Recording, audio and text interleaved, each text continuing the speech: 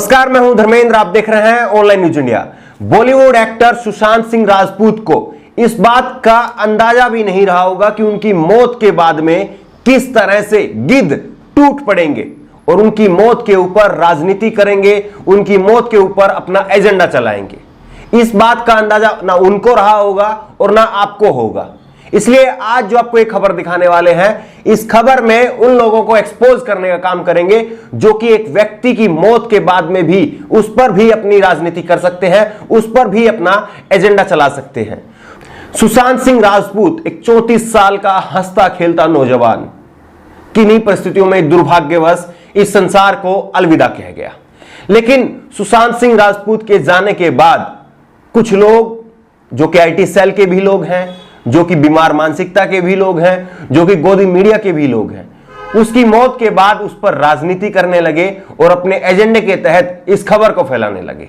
कुछ स्क्रीनशॉट हम आपको दिखाएंगे और उनको देख करके आपको अंदाजा होगा कि किस तरह से जहर फैलाया जा रहा है और आपको जहर दिखाया जा रहा है और आपको जहर सुनाया जा रहा है।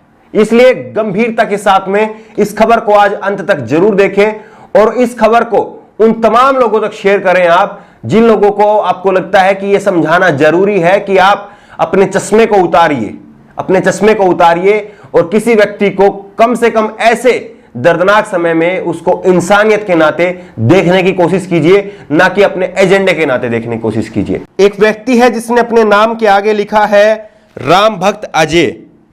उसने लिखा है सैफ अली खान की बेटी के साथ में रिलेशनशिप में थे सुशांत सिंह राजपूत। एक दिन सैफ अली खान ने उनको धमकी दी थी, तभी से डिप्रेशन में चल रहे थे। सुशांत सिंह राजपूत ने आज अपने घर में फांसी लगाकर सुसाइड कर ली। कब तक इन मूल्यों के कारण हम जान गंवाते रहेंगे? आखिरी लाइन ध्यान से सुनिए।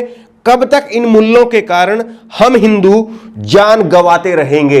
इस पर ध्यान देना बेहद जरूरी है कि किस तरह से एक व्यक्ति की मौत के बाद में जो लोग सदमे में है, पूरा देश सदमे में है, लेकिन उनके सदमे को गुस्से में बदलने का काम किया जा रहा है। और गुस्सा किनके प्रति पैदा किया जा रहा है? एक खास कम्युनिटी के प्रति, एक खास समुदाय के प्रति गुस्सा पैदा किया जा रहा है। जो आज लोगों में गम है, उस गम को गुस्से में बदलने की कोशिश हो रही है कि एक समुदाय विशेष के खिलाफ लोग खड़े हो जाएं और लोगों को यह दिखाया जाए कि देखिए वो समुदाय विशेष जो है वो आपका कितना नुकसान कर रहा है।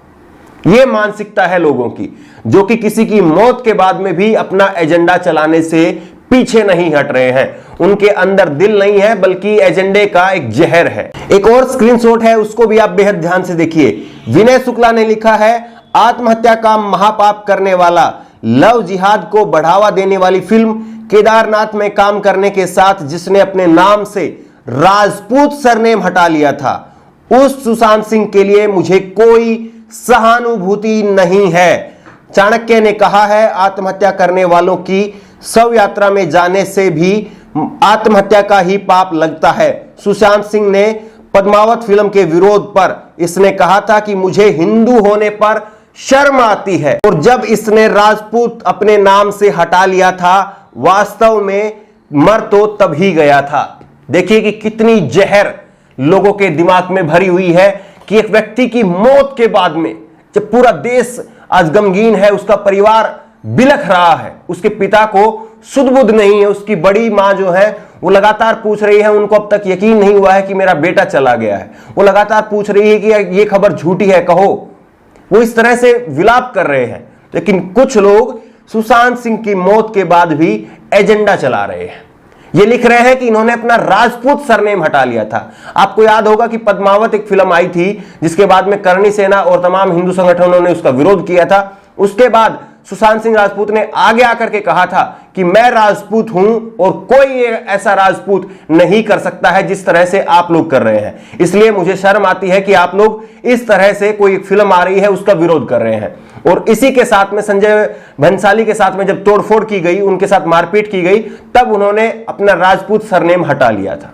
लेकिन तब की खुन्नस आज निकाली जा रही है। तो सोचिए कि किस तरह से समाज बट चुका है और समाज के अंदर जहर फैल चुका है। और इससे भी खतरनाक चीज अब आपको दिखाने वाले हैं। यह स्क्रीनशॉट आप देखिए। हेमंत स्वामी ने कहा मरने दो, ये दोगला था, राजपूत होने में इसको शर्म लगती थी। एक यूजर ने इसको रिप्लाई वर्क करते हुए कहा हेमंत स्वामी ये गलत है भाई, तब इसने और रिप्लाई किया और क्या कहा, नहीं भाई कोई गलती नहीं है, ये वामपंथी विचारों वाला था, सीए के विरोध में इसने देश विरोधियों के समर्थन किया था।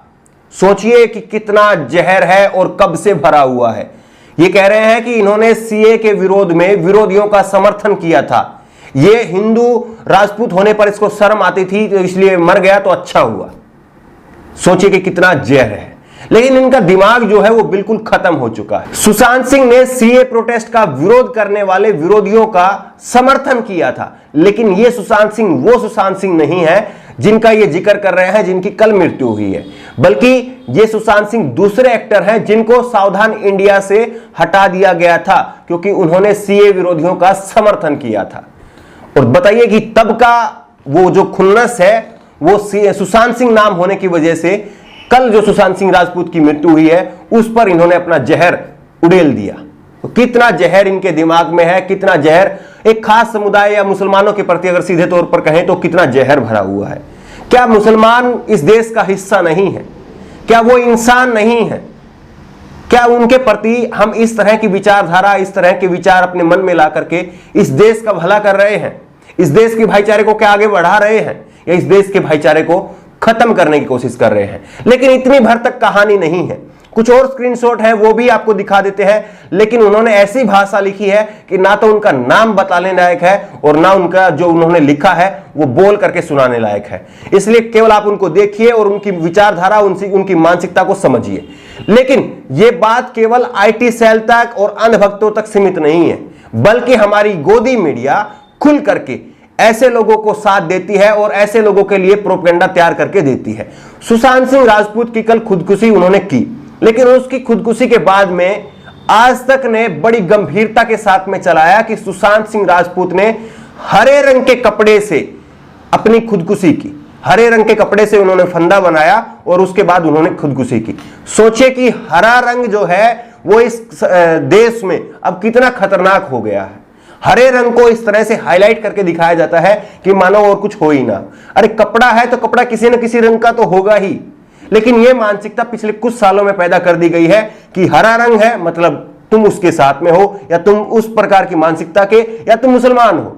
ये इस देश में बांट दिया गया है, तय कर दिया गया है। भगवा रंग है तो तुम उस मानसिकता के लोग हो, उस विचारधारा के लोग हो और वो लोग हो। ये इस तरह की विचारधारा जो है वो बांट दी गई है, जबकि यही भगवा, यही हरा रंग और यही सफेद रंग, इन्हीं रंगों से मिलकर के हमारा देश बना है, हमारा तिरंगा बना है। लेकिन रंगों को भी अलग अलग बांट दिया गया है। और उसके बाद में जब ट्रोल किया जाने लगा आज तक को, तो उन्होंने अपनी खबर में जो है वो एडिट किया, लेकिन अभी भी उनके यूट्यूब चैनल पर ये खबर लगी हुई है जहां पर वो हरे रंग को स्पेशली हाईलाइट करके दिखा रहे हैं। सोचिए कि कितनी जो है मीडिया गिर गई है और उसका जमीर जो है वो कितना गिर गया है। वहीं जी न्यूज ने, सुधीर चौधरी का चैनल है जी न्यूज ने कहा कि पटना का सुशांत मुंबई में फेल क्यों। यह हेडलाइन सही है क्या? आपको लगता है कि यह हेडलाइन सही है? पटना का सुशांत मुंबई में फेल, यह पूरी तरह से एजेंडा है और एजेंडा यह है कि आपको घुमा फिरा करके एक सरकार को कटघरे में खड़ा करना है। वो सरकार है उद्धव ठाकरे की सरकार, इसलिए आपको सूट करता है, आपके आकाओं को सूट करता है कि आप घुमा फिरा करके उस सरकार को कटघरे में खड़ा करें। मुंबई माया नगरी है, माया नगरी में सालों से फिल्मी हस्तियां आती हैं, रहती हैं।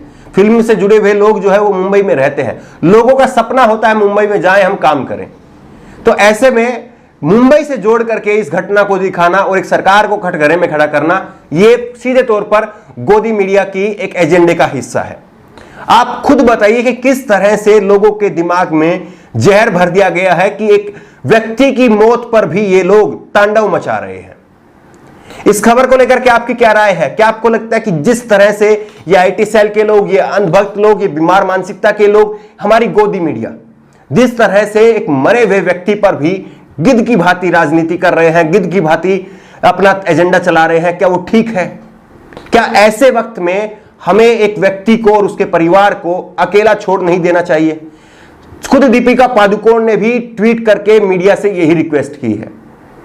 आपकी राय क्या है? नीचे कमेंट बॉक्स में अपनी राय जरूर दें और इसी तरह की तमाम खबरों के लिए ऑनलाइन न्यूज इंडिया को सब्सक्राइब करें। धन्यवाद। इस खबर को अभी लाइक करें, शेयर करें और ऑनलाइन न्यूज इंडिया की सभी खबरें अपने मोबाइल फोन पर सबसे पहले देखने के लिए अभी चैनल को सब्सक्राइब करें और घंटी जरूर दबाएं।